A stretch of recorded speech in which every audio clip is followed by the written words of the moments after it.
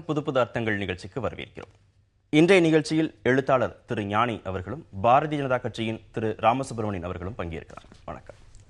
பாதிக்கப்பட்ட தமிழர்களுக்கு கர்நாடக அரசும் மத்திய அரசும் உரிய இழப்பீடு வழங்க வேண்டும் அப்படின்னு தமிழகத்தை சேர்ந்த அரசியல் கட்சி தலைவர்கள் வலியுறுத்தியிருக்கிறாங்க. பொன் ராதாகிருஷ்ணன் மாநில அரசு தான் அந்த பொறுப்பை ஏற்றுக்கணும், கர்நாடக அரசு தான் அந்த பொறுப்பை ஏற்றுக்கணும் அப்படின்னு சொல்றாரு. எப்படி பார்க்கலாம்? அந்த இழப்பீடை வழங்கணும், இரு அரசுகளும் வழங்கணும் அப்படிங்கிறத எப்படி பார்க்கலாம்? இன்றைக்கி கர்நாடகத்தில் ஏற்பட்ட இழப்பு என்பது மிக மிக ஏராளம். அதற்கு அடிப்படையான காரணம் என்பது அந்த லா அண்ட் ஆர்டரை சரியான முறையில் அங்கே கர்நாடக காங்கிரஸ் அரசு செய்யவில்லை, அதை சரியாக ஒழுங்குபடுத்தவில்லை, அதை கண்ட்ரோல் பண்ணவில்லை அப்படிங்கிறது தான் யதார்த்தமான உண்மை. இது எல்லாருக்கும் தெரிஞ்ச சமாச்சாரம் தான். ஆகவே கிட்டத்தட்ட ஒரு 1000 கோடிக்கு மேலே தமிழர்களுடைய இழப்பு என்பது ஏற்பட்டிருக்கின்றது என்று சொல்லுகின்றார்கள். கரெக்டாக எவ்வளவுன்னு தெரியல. 25,000 கோடி கேட்குறாங்க. இல்லை, 1000 கோடி இந்த பஸ் எரிச்சு அது மாதிரி. ஆனால் மொத்தத்தில் பிஸ்னஸுக்குன்னு எல்லாத்தையும் ஒட்டுமொத்தமாக எடுத்துக்கொண்டால் 25,000 கோடி நீங்கள் சொன்னது போல். ஆகவே இது ஒரு state subject. Law and order அப்படிங்கிறது அந்த ஸ்டேட் சப்ஜெக்ட் நம்ம கவர்மெண்ட் தான் பண்ண வேணும். ஆனால் அந்த அரசாங்கம் அதை செய்ததா அப்படிங்கிற கேள்வி கேட்டோம்னா டெஃபினட்டாக அவங்க சரியாகவே ஹேண்டில் பண்ணவே இல்லை. இன்ஃபேக்ட் இதை இன்டியூஸ் பண்ணி மிகப்பெரிய அளவிற்கு பூதாகரமாக்கி மக்களுக்கு மிகப்பெரிய தொல்லை கொடுத்து சொத்துக்கள் சூறையாடுதல், பெரிய பெரிய இழப்புகள், மக்களுக்கு ஒரு பீதியை ஏற்படுத்தி வாழ்க்கையே குலைத்து விட்ட நிலைமையை கொண்டு வந்தது காங்கிரஸ் அரசு. ஆகவே திருநாவுக்கரசு சொன்னது கரெக்டு, மாநில அரசு செய்யணும் அப்படிங்கிறது கரெக்டு. மத்திய அரசு இதில் இங்கே வேலை வந்தது. ஆகவே அவர் ஒரு பேச்சுக்காக மத்திய அரசுன்னு சொல்லியிருக்கிறார். உயர் திரு பொன் ராதாகிருஷ்ணன் அவர்கள் பேசியது சரியானது தான். அது மாநில அரசு, it is law and order is the subject of the state, therefore it is imperative. State government தான் அதை செய்ய வேண்டும் என்பதில் மாற்று கருத்து கிடையாது. ஓகே, இழப்பீடு வழங்குற மாதிரியான சின்ன விஷயத்தை ஸ்டேட் லிஸ்ட் அப்படின்னு கொண்டு போயிடலாம். வழக்கத்துக்கு மாறா திருநாவுக்கரசுக்கு சப்போர்ட் பண்றாரு. எப்படி பார்க்கலாம்? திருநாவுக்கரசு மத்திய அரசு சேர்த்து சொல்றாரு. ஒரு பேச்சுக்காக வேண்டாம் சொல்றாரு. அதை ஒரு பேச்சுக்காக சொல்றாரு, இதை கொஞ்சம் அழுத்தி சொல்றாரு அப்படின்னு சார் சொல்றாரு. அடிப்படை பிரச்சனை என்னன்னா, லா அண்ட் ஆர்டர் ஸ்டேட் சப்ஜெக்ட், மாநில அரசுக்கு தான் முதன்மையான பொறுப்பு இருக்கு. ஆனால் ஒரு மாநில அரசால் லா அண்ட் ஆர்டர் அதனுடைய சக்திக்கு உட்பட்டு கட்டுப்படுத்த முடியலன்னா உதவி செய்ய வேண்டிய பொறுப்பு மத்திய அரசுக்கு இருக்கு. அது இல்லைன்னு யாரும் மறுக்க முடியாது. ஆனால் இதில் என்ன இழப்பீடுங்கிறத தெளிவாக கணக்கிடவோ மதிப்பிடவோ முதல்ல அதற்கான அமைப்பே நம்மக்கிட்ட இல்லை. அந்த அமைப்பை முதல்ல ஏற்படுத்த வேண்டியிருக்கு.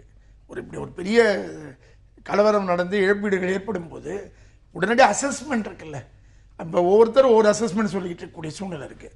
பட் இதை ஒழுங்காக அசஸ் பண்ணக்கூடிய அதற்கு ஒரு குழுவை முதல்ல நியமிக்க வேண்டிய அவசியமோ, அந்த குழு முன்னால் எல்லாரும் இழப்பீடு சந்தித்தவர்கள் தங்கள் இழப்பீடு என்னன்னு சொல்லுவதும் அதன் அடிப்படையில் ஒரு என்ன இழப்பீடுங்கிற ஒரு கணக்குக்கு வர வேண்டியது. இல்ல, எல்லா சமயத்திலையும் இந்த பிரச்சனை வருதா? பொது வேலை நிறுத்தம் வருகிற போதும் ஒரு இழப்பீடு கணக்கு, பொது வேலை நிறுத்தம் வரும்போது அது பல நேரங்களில் அரசுகளையும் அதோடு உடந்தையாக இருக்கக்கூடிய பொது வேலை நிறுத்தங்கள் இருக்கு, அரசு உடந்தையாக இல்லாத பொது வேலை நிறுத்தங்கள் இருக்கு.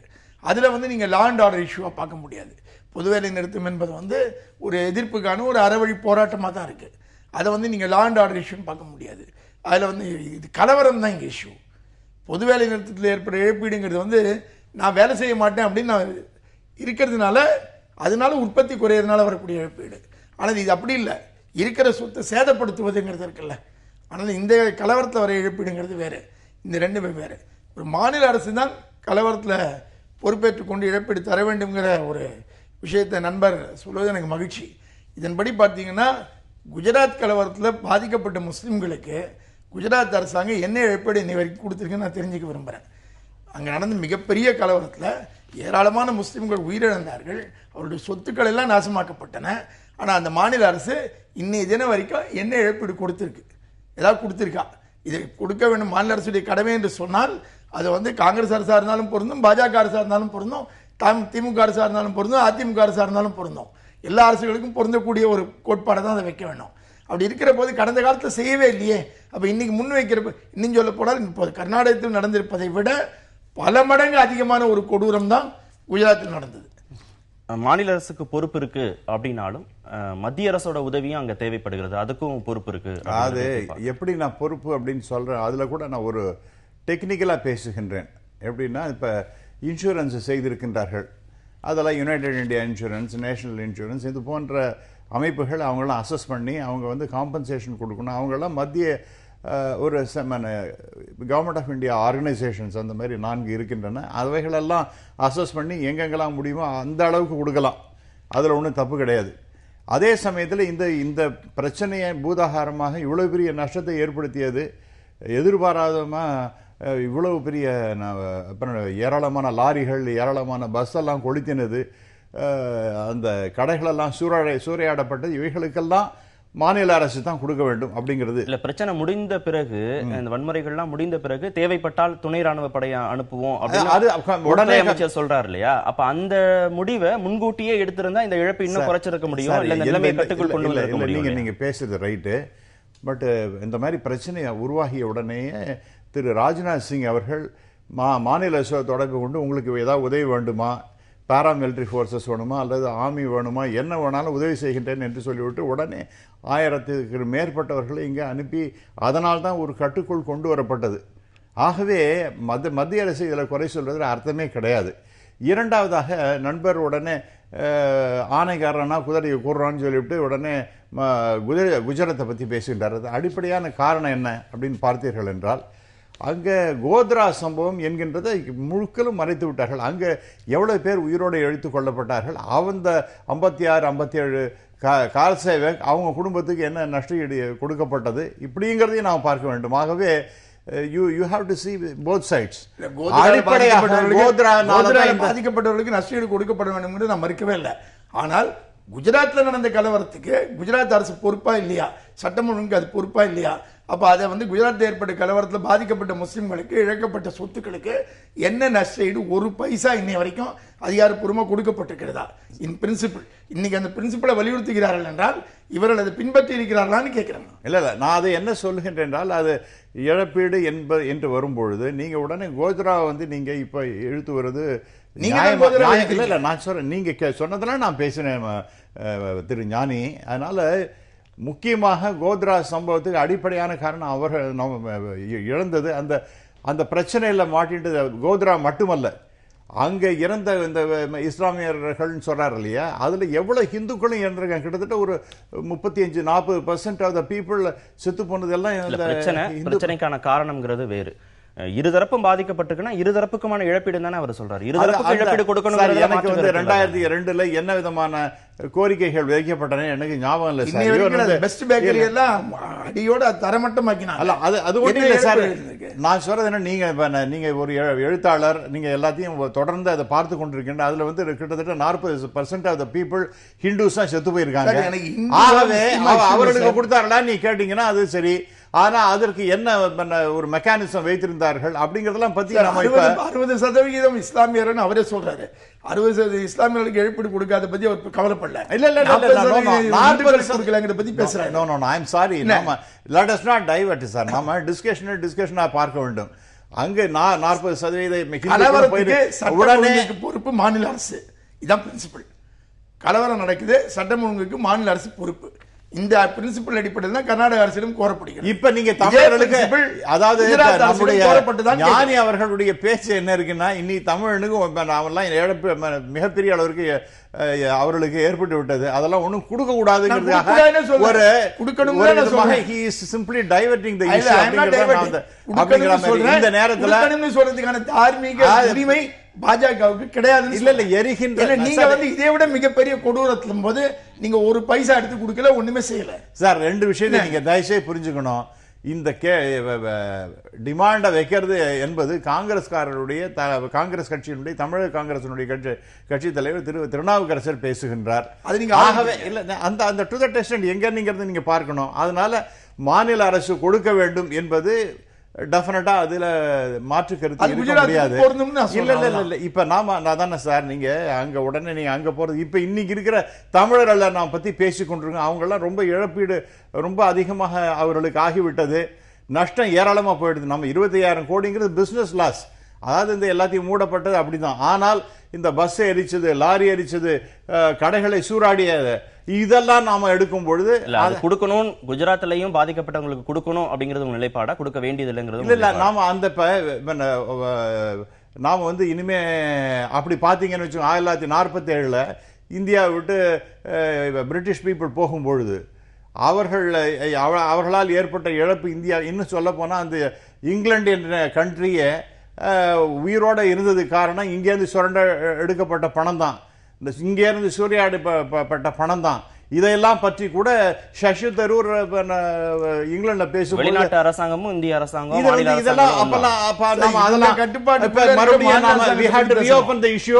நம்ம இங்கிலாண்ட போய் நீ இவ்வளவு பணத்தை கொண்டா அப்படின்னு இன்னைக்கு நம்ம கேட்கறதுங்கிறது எனக்கு ஒன்றும் நியாயமா படல. அது இன்னைக்கு 2014 இன்னைக்கு it's a live issue my dear friend. It is a live issue. இன்னைக்கு அவங்களுடைய லைவ் இஷ்யூ தான் சார். குஜராத்ல முஸ்லிம்கள் இன்னும் சகஜ நிலைமைக்கு வந்தே சேரல. இல்ல நீங்க ப்ளீஸ் லைவ் இஷ்யூ தான். இல்ல அங்கெல்லாம் எல்லாரும் சௌக்கியமா இருக்காங்க sir. Muslims are very happy in Gujarat. அவங்களே வெளிப்படையாக சொல்லியிருக்காங்க. அங்க இருக்கிற முஸ்லிம்ஸ் வந்து ஓட்டட் ஒன்லி ஃபார் பிஜேபி என்பதை நாம சொல்ல விரும்புறோம். இவங்க எல்லாம் ஹாப்பியா இருப்பாங்கன்னு இவங்க மட்டும் சார் அவங்களுடைய லைஃப் ஸ்டைல், அவங்களுடைய எக்கானமி எல்லாமே ரொம்ப அளவுக்கு பெரிய அளவுக்கு இம்ப்ரூவ் ஆயிடுதுங்கிறது தான் தமிழகத்திலையும் கர்நாடக பிரச்சனைக்கு எதிர்ப்பு இருந்தது, கர்நாடகத்திலையும் காவிரி விஷயத்துக்கு எதிர்ப்பு இருந்தது. ஆனா இங்கேயும் போராட்டங்கள் நடைபெற்றது, அங்கேயும் போராட்டங்கள் நடைபெறுகிறது. ஆனா இரண்டையும் நம்ம ஒப்பிட்டு பார்க்கிற போது இங்க அந்த மாதிரியான வன்முறை சம்பவங்கள், இழப்பீடுகள், அந்த மாதிரி பிரச்சனைகள்லாம் இங்க வரல. யாரும் பொருள்களை திருடிட்டு போற மாதிரியான காட்சிகள் வெளியாகல, மிரட்டுற மாதிரியான சம்பவங்கள் வெளியாகல. எப்படி புரிஞ்சுக்கிறது? இங்க பாதிக்கப்பட்டவர்கள் தான் போராடுறாங்க, அங்க வேறு ஒரு தளத்துல இருந்து போராடுறாங்க. எப்படி இது ரெண்டையும் எப்படி? இல்ல இங்க ரெண்டுத்துக்குள்ளே வேறுபாடு இருக்கு. அங்க இருக்கிற போராட்டத்துடைய தன்மை வேறு, இங்க இருக்கிற போராட்டத்துடைய தன்மை வேறு. இந்த முறை பார்த்தீங்கன்னா காவிரி பிரச்சனை பொறுத்த மட்டும் நாம் வந்து வெற்றி பெற்ற கட்சி, தமிழ்நாடு என்பது வெற்றி பெற்ற கட்சி. உச்சநீதிமன்றம் நமக்கு சார்பான நம்முடைய நியாயத்தை ஏற்றுக்கொண்டு தீர்ப்பு வழங்கியிருந்தது. அந்த தீர்ப்பை கர்நாடக அரசு நிறைவேற்ற வேண்டிய கட்டாயத்தில் இருந்தது, அது நிறைவேற்றியது. அதற்கு எதிர்ப்பு தெரிவித்து அங்கே போராட்டம் நடக்குது. நாம் தமிழ்நாட்டில் நடத்திய போராட்டம் காவிரி தண்ணீர் வேண்டும் என்பதற்காக இல்லை. ஏன்னா நம்மை பொறுத்த மட்டும் உச்சநீதிமன்றம் நம்முடைய கோரிக்கையை ஏற்றுக்கொண்டு தீர்ப்பு வழங்கியிருக்கு. ஆனால் நாம் ஜெயித்த கட்சியாக இருக்கிறோம். நாம் நடத்தின போராட்டம் என்பதை இங்கே அடிப்படையில் அங்கு தமிழர்கள் தாக்கப்படுவதற்கு எதிரான கண்டன குரல் தான் அடிப்படையில்.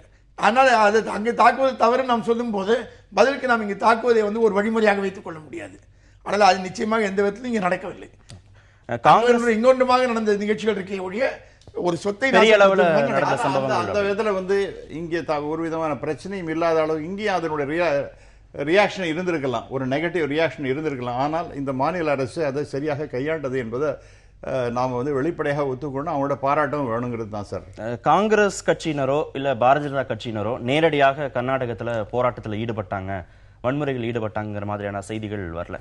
ஏதோ ஒரு சில அமைப்புகள் சார்ந்தவர்கள் இந்த போராட்டத்தில் ஈடுபட்டிருக்கிறாங்க, வன்முறையில் ஈடுபட்டிருக்கிறாங்க மாதிரியான செய்திகள் தான் வருகிறது. அப்ப அவர்களை கட்டுப்படுத்துவதற்கு மாநில அரசு வந்து சரியாக செயல்படலையா, இல்ல அரசியல் காரணங்களுக்காக இதை வந்து அவங்களே அனுமதிச்சிருக்கிறாங்க அப்படின்னு நம்ம புரிஞ்சுக்கலாம். இதுல நம்ம வந்து பெரிய அளவுக்கு நீங்க எல்லாம் பேசியாச்சு சார். உங்களுடைய தொலைக்காட்சியா இருக்கட்டும், மற்ற தொலைக்காட்சிகள்லையும் கிட்டத்தட்ட ஒரு இவர் வந்து கனத்த இதயத்தோட அப்படின்னு சொல்லிட்டு சித்தராமையா சொன்ன உடனே தண்ணீரை நான் திறந்து விடுகின்றேன் அப்படின்னு சொன்ன உடனே மிகப்பெரிய அளவிற்கு வன்முறை வெடித்தது அங்கே கர்நாடகத்தில்.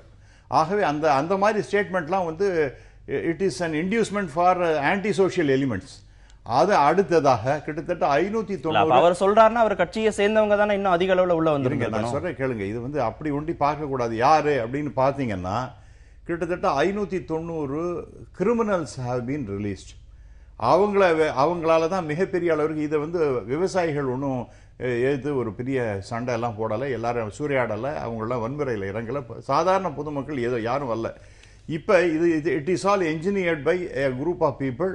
அது வந்து காங்கிரஸ் இவர் சொன்ன உடனே நான் கனத்த இதயத்தோட நான் திறந்து விடுறேங்கிற மாதிரி சொன்ன உடனே மிகப்பெரிய அளவிற்கு அதோட கொராலரியை பார்த்தீங்கன்னா அந்த 590 கிட்டத்தட்ட கிரிமினல்ஸ் இருக்காங்க. அவங்களெல்லாம் வெளியில் விட்டுட்டாங்க. அவங்கெல்லாம் எப்படி பிஹேவ் பண்ணுவாங்க, அவங்களுடைய நெட்வொர்க் என்ன அப்படிங்கிறது எல்லாருக்குமே தெரிஞ்ச சமாச்சாரம் தான். ஆக அதனால தான் இவ்வளவு பெரிய பிரச்சனை என்பது உருவாகி இருக்கிறது. விவசாயிகள் அவங்க யாராவது கத்தி எடுத்துன்னு எல்லாம் வெட்டினாங்களா அல்லது பெட்ரோல் எடுத்துன்னு கொடுத்தினாங்களா, இதெல்லாம் நீங்க அந்த விஷுவல்ஸ் பார்க்கும்பொழுது ரொம்ப தெளிவாக தெரிகிறது. It is all engineered by Congress government. Let me நீங்க சொல்லுங்க அடுத்தது. ஆகவே இதெல்லாம் பண்றதுங்கிறது காங்கிரஸ், அதுல ஒன்றும் சந்தேகமே கிடையாது என்பதில் நான் இந்த மாதிரி ஸ்டேட்மெண்ட்லாம் it has got lot of hidden meaning. அதை வந்து இது பண்ணுங்க அப்படின்னு சொல்றதுக்கு ரொம்ப தெளிவாக அவங்க வந்து ஆர்கனைஸ் பண்ணியிருக்காங்கிறது ஒன்றும் சந்தேகமே கிடையாது சார். சித்தாராமையாவே கனத்த இதயத்தோடு சொல்லி உச்சநீதிமன்ற உத்தரவை அமல்படுத்தியவரே மோடிக்கு கடிதத்தில் தெளிவாக சொல்றாரு. சர்வ கட்சி கூட்டத்தை கூட்டின, அந்த கூட்டத்தில் தண்ணி திறந்து விடுறது தான் அரசாங்கத்துடைய முடிவு, அதுக்கு நீங்கள் எல்லாரும் ஒத்துக்கணும்னு கேட்டேன். பிஜேபி ஏற்றுக்கொள்ளவில்லை, எதிர்த்தார்கள்னு சொல்றாரு. அப்ப கர்நாடக மாநில பிஜேபி என்பது தண்ணீர் திறந்து விடுவதை, உச்சநீதிமன்ற தீர்ப்பை அமல்படுத்துவதை ஏற்றுக்கொள்ளவில்லைன்னு ஆன் ரெக்கார்ட் முதலமைச்சர் பிரதமருக்கு கடிதத்தில் குறிப்பிட்டிருக்கிறார். அதுக்கு அவங்க விளக்க சொல்றாங்க. தேசிய கட்சி வந்து ஒவ்வொரு மாநில நலன் சார்ந்து முடியும், அப்பதான் பேச முடியும். கேள்வி ரொம்ப சிம்பிள். அந்த மாநிலத்தில் இருக்கிற பிஜேபி என்பது தண்ணி திறந்து விடுவதை ஏற்றுக்கொள்ளவில்லைன்னு சொல்லும் போது அவர்களும் கலவரத்தில் ஈடுபடவில்லைன்னு என்ன ஆதாரத்தோட சொல்ல முடியும்? இல்ல ஏத்துக்கொள்ளங்கிறதுக்காக ஈடுபட்டாங்கன்னு எப்படி சொல்ல முடியும்? ஏற்றுக்கொள்ளாதவர்கள் எல்லோருமே ஈடுபட்டு இருக்கிற வாய்ப்பு இல்ல. இல்ல ஒரே ஒரு செகண்ட், ஒரே ஒரு கேள்வி கேட்க தான் விரும்புகிறேன். அதாவது கலவரத்தை தூண்டியது பிஜேபி ஏற்றுக்கொள்ளாத ஒரு காரணம்னு சொல்றேன். பிஜேபி கேடர்ஸ் கீழ் லெவல்ல இருக்கிறவங்க ஆர்எஸ்எஸ் தொண்டர்கள் நம்ம கட்சி இதை ஏத்துக்கல, ஆனால் நம்ம இந்த போராட்டத்தில் ஈடுபட நினைக்கலாம்ல. ஒரு கொள்கை ரீதியா ஒரு முடிவு எடுக்கிறது, ஒரு பேச்சுவார்த்தையில ஒரு மாற்று கருத்தை தெரிவிக்கிறவங்க நேரடியா களத்துக்கு வந்து கலவரத்துல ஈடுபடுவாங்கன்னு நம்ம ஜஸ்டிஃபை பண்ண முடியுமா? இல்ல இப்ப கலவரத்துல வந்து இந்த 590 கிரிமினல்கள் மட்டும்தான் ஈடுபட்டாங்கிறதுக்கு ஆதாரம் கிடையாது. நீங்க பாத்தீங்கன்னா கலவரத்தில் ஈடுபட்டவர்களுடைய படங்கள் எல்லாமே இருக்கு. பல இடங்கள்ல உள்ளூர் கட்சி பிரமுகர்கள் இருக்காங்க, உள்ளூர் கட்சி தொண்டர்கள் இருக்காங்க, எல்லாரும் கலந்துதான் இருக்காங்க. அப்படி இருக்கிற போது இதுல பின்னால வந்து பிஜேபி வந்து அங்க எடுத்த ஸ்டாண்ட் என்ன?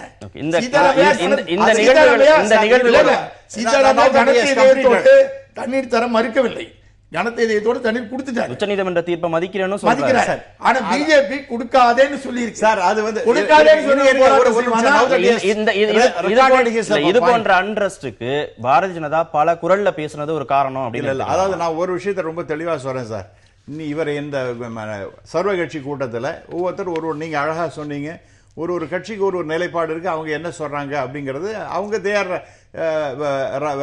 அவங்களுடைய வாய்ஸ் அங்க எழுதுறாங்க, சொல்றாங்க. அவரோட ஒப்பீனியன் அங்க சொல்லுங்க. நேரடியா நீங்க ஈடுபட வேண்டாம், ஆனா நீங்க உங்களுடைய குரல் நீங்க நேரடியா ஈடுபடணும்ங்கிறது மட்டும் அவசியம் இல்ல. உங்களுடைய நிலைப்பாடு அதை தூண்டலாம்ல. அதான் நான் ஒரே ஒரு கேள்விதான் அதுக்கு. அன்னைக்கு ஜட்ஜ்மெண்ட் வந்த உடனே இம்மீடியட் ரியாக்ஷன் எடியூரப்பாட்ட டெலிபோன்ல கேட்கறாங்க, அவரை உடனே கான்டாக்ட் கூட பண்ண முடியும். அவருடைய there is no other alternative than releasing the water. ரொம்ப தெளிவாக சொல்லுகின்றார். அதே தான் சதானந்த கவுடா கேட்கும்போது இது வந்து இல்ல சார், வழக்கறிஞர் சரியா அந்த கேஸை டீல் பண்ணலங்கிற குற்றச்சாட்டு வரைக்கும் இத்தனை வருடங்களாக வழக்கறிஞர் சரியா செயல்பட்டார்னு அவர் இன்னைக்கு வரைக்கும் விளக்கம் சொல்லிட்டே இருக்கிறாரு. அது நாரிமன் சார், இப்ப பல கேசஸ்ல ஒவ்வொருத்தருக்கு ஒரு ஒப்பீனியன் ஒரே கேஸ்ல பல குரல்ல பேசுவாரு சார். ஒரு விஷயம் கேஸை டீல் பண்ணக்கூடியவர் எப்படி பல குரல்ல பேசுவாரு? இல்ல நான் ஒரே ஒரு விஷயம் சொன்னேன். நீங்க நரிமனை பத்தி பேசுறீங்க, அவர் எப்படி எதிர்ப்பு சொன்னது யாரு? அவருக்கு எதிர்ப்பு சொன்னது யாரு? No please, this is subjective. But உடனே அந்த ஜட்ஜ்மெண்ட் வந்த உடனே, ஒரே செகண்ட் முடிச்சுறேன், ஜட்ஜ்மெண்ட் வந்த உடனே தண்ணியை திறக்கிறது தவிர வேறு வழியே கிடையாது. we have no alternative than releasing the water to Tamil Nadu as per the directive of the Supreme Court. அவ்வளவுதான், பஸ் முடிஞ்சு போச்சு. அப்புறம் ஏன் சார் வேற மாதிரி பேசணும் சார்? சர்வ கட்சி அப்புறம் இல்ல சார், நீங்க தயவுசெய்து முன்னாடி நடந்தே நீங்க பின்னாடி பேசாதீங்க திரு ஞானி. அது முன்னாடியே வேணுமா வேண்டாமான்னு ஒரு டிஸ்கஷன் பேசணும். இப்ப நீங்க ஒரு கருத்து சொன்னீங்கன்னா அதுக்கு நான் ஒத்துக்கலைன்னு சொன்னா அதனால நீங்க வன்முறை தோன்றீங்கன்னு அர்த்தம் ஆயிடுமா? அப்படின்னு அர்த்தம் இல்லை சார். ஜெட்லியை விட சிறந்த நிதியமைச்சராக என்னால் செயல்பட முடியும் அப்படின்னு சுப்பிரமணியன் சாமி சொல்லியிருக்கிறாரு. அவர் வந்து பொருளாதார நிபுணரா, வழக்கறிஞர் தானே, நான் வந்து பொருளாதார நிபுணர், நான் சிறப்பாக செயல்பட முடியும் அப்படின்னு அவர் சொல்லியிருக்கிறார். இப்போ ஜெட்லி இப்போ சிறப்பாக செயல்படலை அப்படின்னு எடுத்துக்கலாமா? இல்லை, அதாவது நான் அந்த பொசிஷனில் இருந்தால் நான் இன்னும் பெட்டராக சர்வ் பண்ணுவேன் அப்படிங்கிற மாதிரி சொல்கிறார். நாம் let us look at the background of doctor Subramania Swamy. அவர் வந்து ஒரு 23-24 வயசுலேயே he got is doctorate Harvard யூனிவர்சிட்டியில். அவரை வந்து என்ன சொன்னாங்கன்னா, நீங்கள் இங்கேருந்து போகாதீங்க, கண்டினியூ பண்ண, உங்களுடைய பிரில்லியன்ஸுக்கு நீங்கள் நொபேல் ப்ரைஸ் வாங்குவீங்க அப்படிங்கிற அளவுக்கு அங்கே இருக்கக்கூடிய ப்ரொஃபஸர்ஸ்னு அவருக்கு சொல்லியிருக்காங்க. ஆகவே அதில் அவர் வந்து அதில் ஒன்றும் சந்தேகம் இல்லை. இப்போ சமீபத்தில் 2 மாதத்துக்கு முன்னாடி நான் ஹார்வர்ட் யூனிவர்சிட்டி போன போது இந்த எக்கனாமிக்ஸ் டிபார்ட்மெண்ட் போயிருந்தேன். அப்போ அங்கே இருக்கிற உடனே ஹவ் இஸ் டாக்டர் சுவாமி அப்படின்னு கேட்குறாங்க. ஸோ ஹீ இஸ் நல்லா இருக்காரா அப்படிங்கிற அளவுக்கு அவருக்கு ஒரு பெரிய ஹை ரெப்புடேஷன் இருக்குது, அதில் ஒன்றும் மாற்றுக்கிறதே கிடையாது. அதே சமயத்தில் ஜெட்லி செய்கின்ற செயல்பாடுங்கிறது இட் இஸ் ரியலி ரிமார்க்கபிள். அங்கே எந்த மினிஸ்டராக இருந்தாலும் அவர் வந்து எக்கனாமிக்ஸ் படிச்சு, இப்போ நான் தான் போய் ஃபினான்ஸ் மினிஸ்டராக இருக்கணும்னு சொன்னேன், ஏன்னா நான் டாக்டரேட் இன் எக்கனாமிக்ஸ் வாங்கியிருக்கேன்னு சொல்லிட்டு நான் தான் உட்காந்துருக்க முடியும்னு சொல்ல முடியுமா? அதெல்லாம் ஒரு டாக்டர் தான் அந்த மருத்துவ மினிஸ்டராக வரணும் அப்படின்னு சொல்ல முடியுமா? அப்படிலாம் பேச முடியாது. அதே சமயத்தில் டாக்டர் சுப்பிரமணிய சாமி he has got very good credentials, அதில் ஒன்றும் சந்தேகமே கிடையாது. இப்போ வந்து ஜெட்லி ரொம்ப மோசமான எக்கனாமிக் சுச்சுவேஷனை மிக அருமையாக ஹேண்டில் பண்ணிட்டு இருக்காரு. அதில் ஒன்றும் சந்தேகமே இல்லை. இன்னைக்கு எல்லா பேராமீட்டர்ஸ்லையும் பார்த்தா வேர்ல்டு பேங்க், IMF எல்லாருமே they are giving kudos to mister Jaitley. அவருக்கு அதெல்லாம் எக்ஸ்பீரியன்ஸ் இருக்குது. அதை வந்து நிறைய அனுபவத்தின் காரணமாக அவர் அருமையாக செய்து கொண்டிருக்கின்றார். அதே சமயத்தில் டாக்டர் சுவாமியை பற்றி பேசும்போது சில இதெல்லாம் கான்ட்ரவர்ஷியலாக கூட அவருடைய சில சஜஷன்ஸ் எல்லாம் இருக்கின்றதுன்னு சொல்கிறேன். ஒரு உதாரணத்தை சொல்கிறேன். என்ன பார்ட்டிசிபேட்டரி நோட் அதை ஒழிச்சிடுங்க அப்படின்னு அவர் சொல்கிறார்.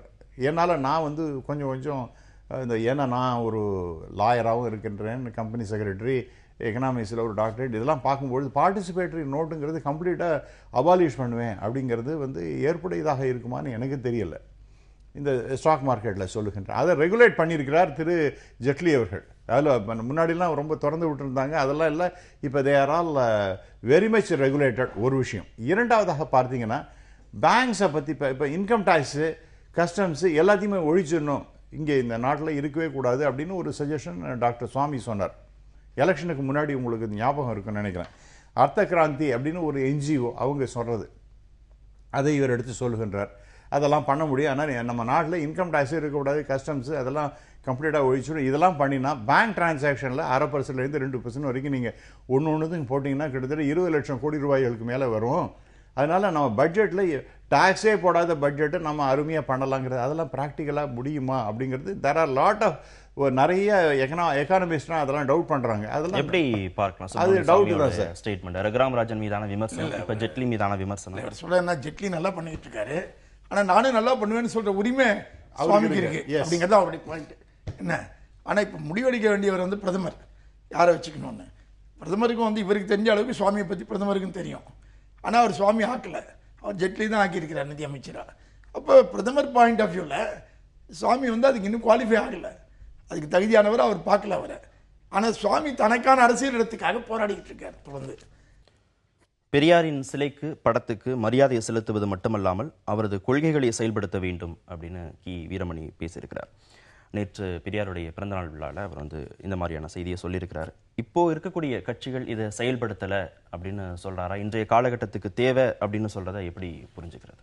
அது ஒரு தமிழில் ஒரு பாடல் இருக்குது, நண்பருக்கு அந்த கரெக்டாக கூட அது தெரியும். பெரியாரெல்லாம் பெரியர் அல்ல, சிறியோரெல்லாம் சிறியோரும் அல்ல அப்படிங்கிற மாதிரி.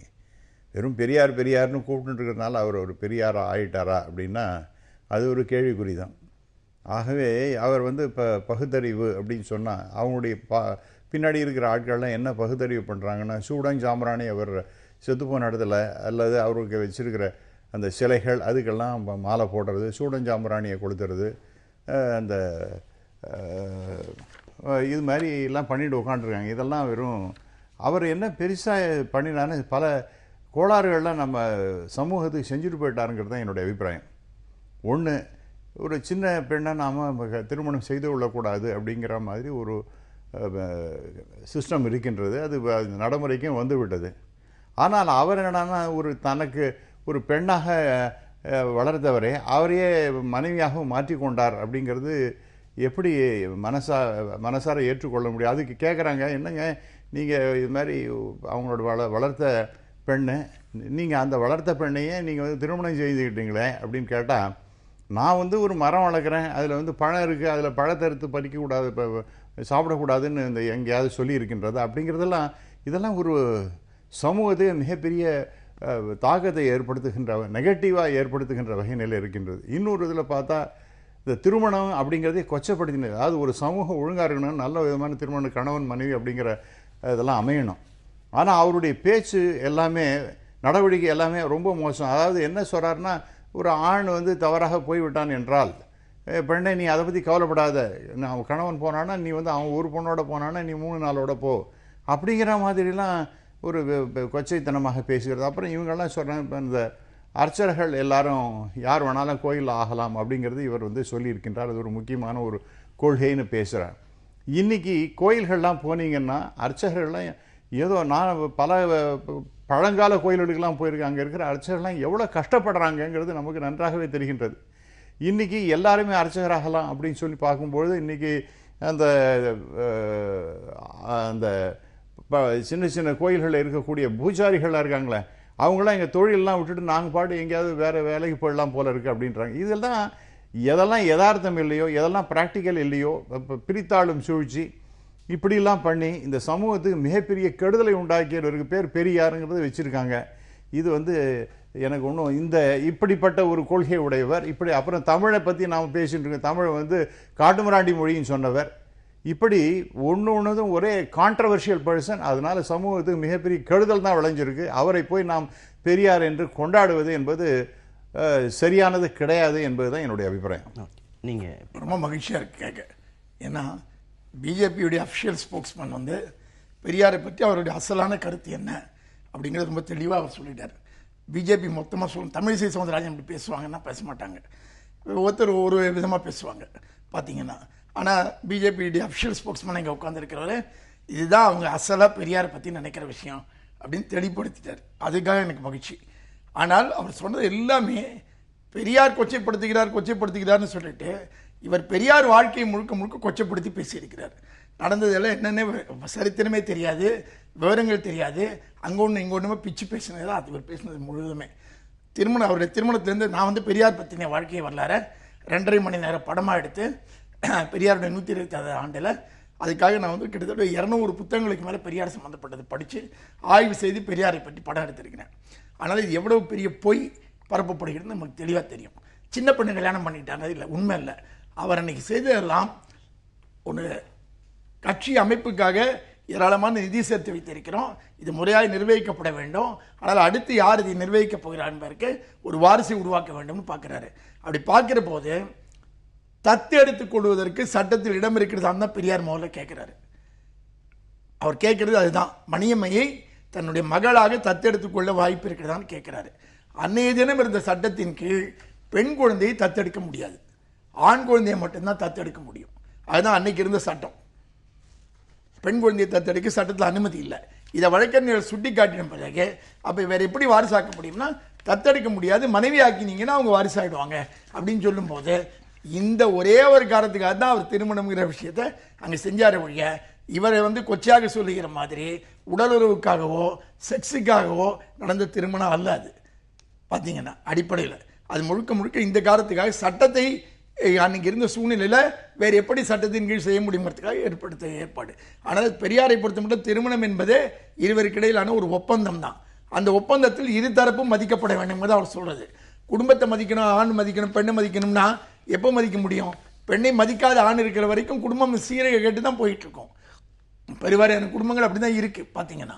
அப்போ பெரியார் வலியுறுத்துவதெல்லாம் என்ன மீண்டும் மீண்டும் சமத்துவத்தை வலியுறுத்துறாரு, அதை தவிர எதையும் வலியுறுத்தலை. ஜாதி அடிப்படையில் எல்லா ஜாதிகளுக்குள்ளேயும் சமத்துவம் இருக்க வேண்டும் சொல்றாரு, அதுக்கு ஜாதி ஒழிக்கணும்னு சொல்றாரு. ஆண் பெண் இடையில சமத்துவம் இருக்கணும்னு வலியுறுத்துறாரு. இதை வலியுறுத்த தடையாக குடும்பம் இருக்குன்னா சமத்துவத்துக்கு தடையா இருக்கிற குடும்பத்தை ஏன் கட்டிக்கிட்டு ஆகணும்னு கேட்கிறாரு. அப்போ குடும்பத்தை சமத்துவமான குடும்பம் நீங்க மாற்றுங்க. பெரியார் ஒன்றும் வேண்டாம்னு சொல்லியே, குடும்பத்துக்குள்ள சமத்துவம் இல்லைல்ல. அப்போ சமத்துவத்தை ஏற்படுத்துவதுதான் பெரியாருடைய நோக்கமே ஒழிய இதை அப்போ ஒரு விஷயத்தை எந்த நோக்கத்துக்காக சொல்கிறார் நீங்க நோக்கத்தை பார்க்காமல் அவர் சொன்ன விஷயத்தை துண்டாக பிச்சு பார்த்து அவரை பெரியார்ல சிஆர்னு சொல்றது இருக்குல்ல, அது அவரவர்கள் இவங்க என்னன்றது தான் காட்டுதே ஒழிய பெரியாரை காட்டல. பெரியாரை நீங்க அவரை நீங்கள் போக்கிரி, அயோக்கியன், திருடன் அப்படின்னு என்ன நீங்க சொன்னீங்கன்னாலும் அது அவருடைய இயல்பு என்னவோ அதை மாத்திட போறது இல்லை.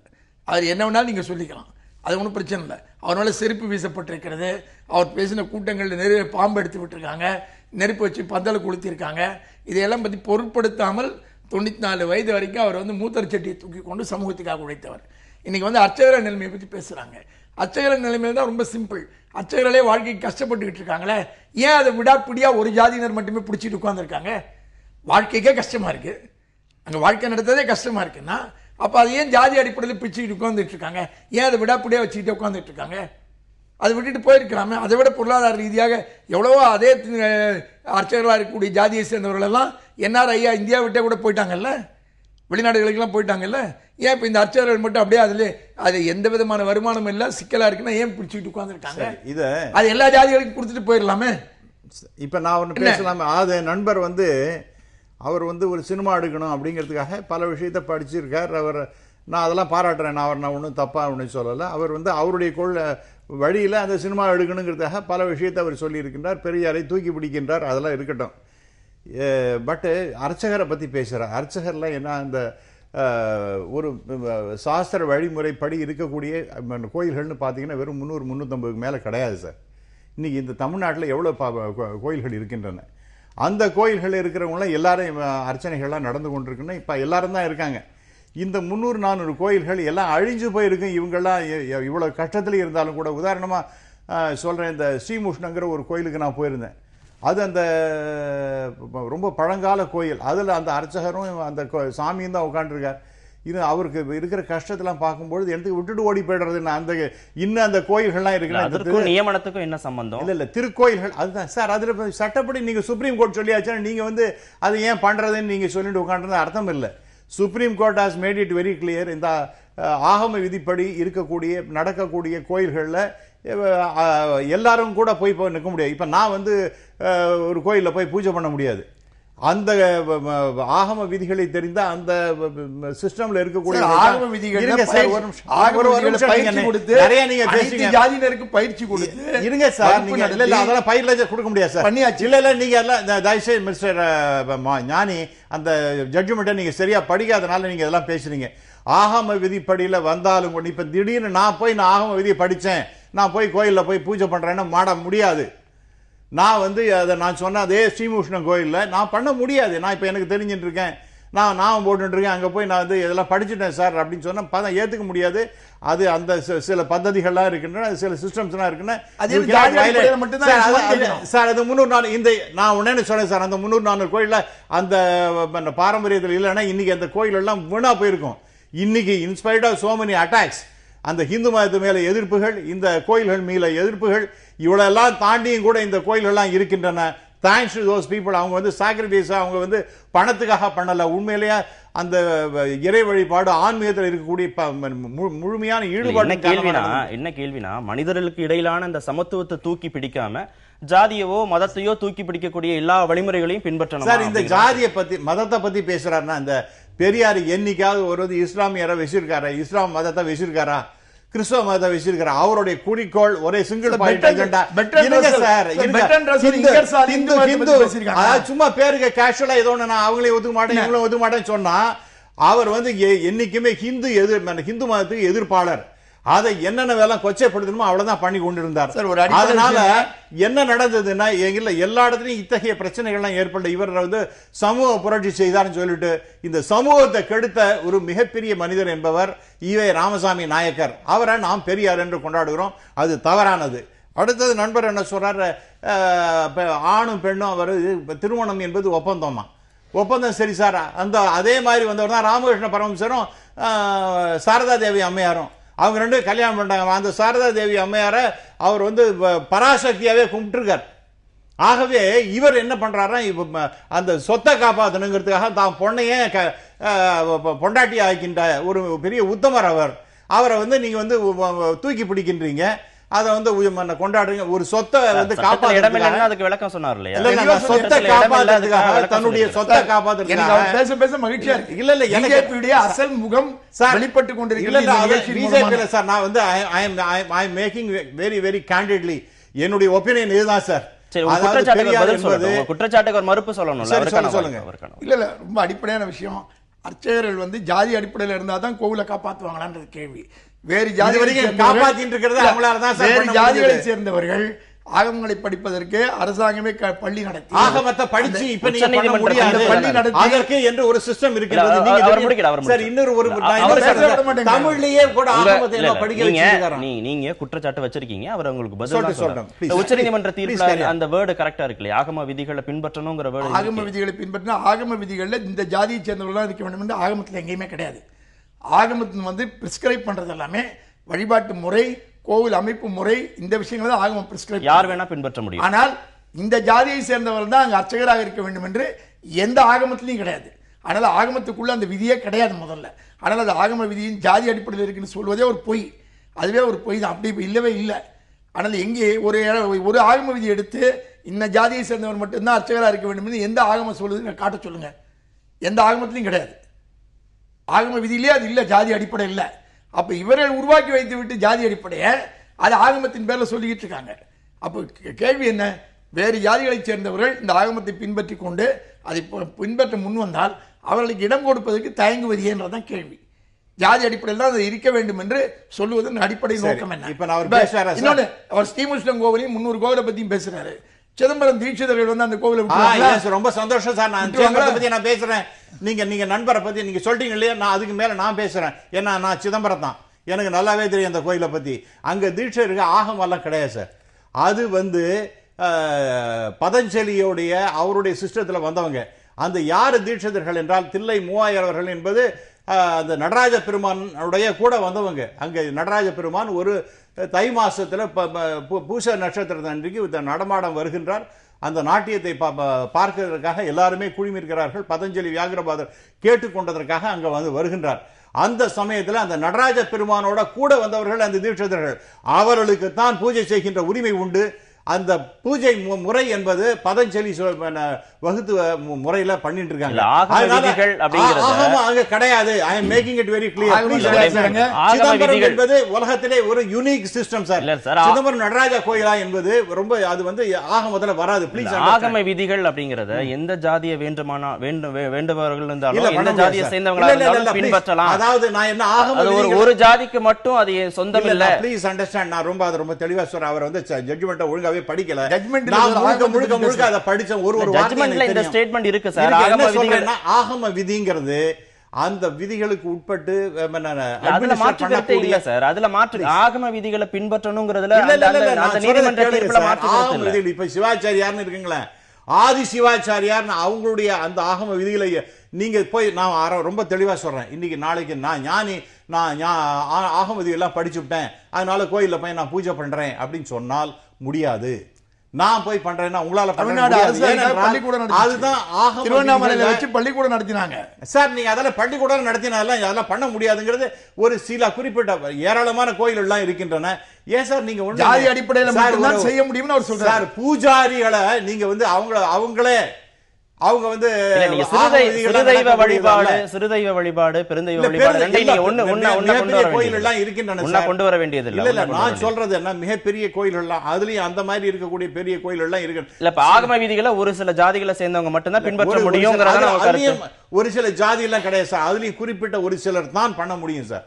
ரொம்ப தெளிவாக நான் சொல்லுகின்றேன். அதெல்லாம் அதை பத்தி நீங்க கேட்கறதுன்னா நான் வந்து இன்ஃபேக்ட் நான் இங்க ஒரு தடவை பேசியிருக்கேன்னு நினைக்கிறேன் இந்த ஜட்ஜ்மெண்ட் வந்த நேரத்தில். ஆகவே இந்த விஷயத்தை பத்தி பேசுறதுன்னா நான் வந்து தனியா இன்னொரு திரு ஞானியோட நான் வந்து அதை டிஸ்கஸ் பண்றதுக்கு தயாரா இருக்கேன். ஜாதி அடிப்படை அது சார், அதுவும் குறிப்பிட்ட ஒரு சில பேர் தான் பண்ண முடியும் சார். ஒரு ஜாதியும் கிடையாது. இப்ப வந்து அந்தணர் என்பது பண்ண முடியாது, ஐயங்காரங்கிறது பண்ண முடியாது. அதற்கும் ஒரு குறிப்பிட்ட அதே அந்த வழிமுறைகள்ல தெரிந்து கொண்ட அந்த குடும்பத்தை வெளியில போயிட்டாங்கன்னா அரசியல்ல வாரிசு அரசியலை வந்து விமர்சிக்கக்கூடியவர்கள் வழிபாட்டுல வாரிசு அரசியல் தான் பண்ணிட்டு இருக்காங்கன்னு தெரியுது தெளிவா. அதுல அந்த குடும்பத்துடைய வாரிசுகள் மட்டும்தான் பண்ண முடியுங்கிறாரு. நான் சொல்லல சார். சுப்ரீம் கோர்ட் அதை வந்து கம்ப்ளீட்டா அனலைஸ் பண்ணிருக்காங்க சார். இதெல்லாம் வந்து நீங்க எவ்வளவு பேசினாலும் எந்த ஆகமத்திலயும் இல்ல. அது நீங்க உங்களுக்கு தெரியாது. அப்ப தெரியாது தெரிஞ்சா பேசுங்க சார். ஆகம விதிகளை தெரியலாம். அது வந்து நீங்க வந்து பாருங்க, நான் இன்னும் கூட சொல்றேன். ஆகமத்தை தமிழ்ல யாராவது பண்ணிட்டு அவர் நான் தான் ஆகமத்துல பூஜை நடத்துறேன், கும்பாபிஷேகம் நடத்துறேன் ஒருத்தர் சொல்லிட்டு இருக்காரு. அந்த மாதிரி ஒரு சிஸ்டமே கிடையாது. அந்த மாதிரி இல்லாத இருக்கிறத நான் படிச்சிருக்கேன்னு சொன்னேன். நீங்க படிச்சதுனால நீங்க நாளைக்கு கோயில்ல போய் பூஜை பண்ண முடியாது சார். உங்களுக்கு அந்த யோகியதை அடிப்படை இல்ல சார். உங்களுக்கு நீங்க ஆகமத்தை படிச்சிருக்கேன், நான் பார்த்திருக்கேன் அப்படின்னு சொன்னால் அதனால அந்த யோகியதை உங்களுக்கு கிடையாது. Let me make it very candid and clear. நீங்க என்ன சொல்லிட்டு இருக்கலாம், எனக்கு தெரியும் சொன்னா உங்களுக்கு பண்ண முடியாது. அதே மாதிரி இன்னொருத்தர் யாரோ தமிழ்ல இப்ப புதுசா கிளம்பியிருக்காரு. நான் தமிழ்ல போய் ஆகம விதிகளின் படி கும்பாபிஷேகம் நடத்துறேன், கோயில்ல பூஜைகள்லாம் என்னுடைய நான் சொல்லுகின்ற வழியில பண்ணலாம், அதெல்லாம் வேற அபத்தம். இல்லாத நீங்க திருமூலருடைய சில வார்த்தைகள் அந்த பழங்கால அந்த அதெல்லாம் எப்படி செய்யறாருன்னு அதெல்லாம் கூட படிங்க சார். ஒரு வழிபாட்டு முறையை எப்படி ஒரு ஜாதிக்குள்ள கொண்டு போய் நீங்க என்ன படிச்சிருக்கீங்க? நான் என்ன தெரியும், நான் வந்து நான் உங்களை குறைவாக சொல்லவே இல்லை மிஸ்டர் ஞானி அவர்களே. நான் பாராட்டுகிறேன். உங்களுக்கு ஞானின்னு பேர் வச்சதுக்கு நான் வந்து அதெல்லாம் நான் இல்லை. நிகழ்ச்சியில் பங்கேற்ற இருவருக்கும் மிக்க நன்றி. நேயர்களை மற்றும் நிகழ்ச்சியில் சந்திக்கலாம். நன்றி, வணக்கம்.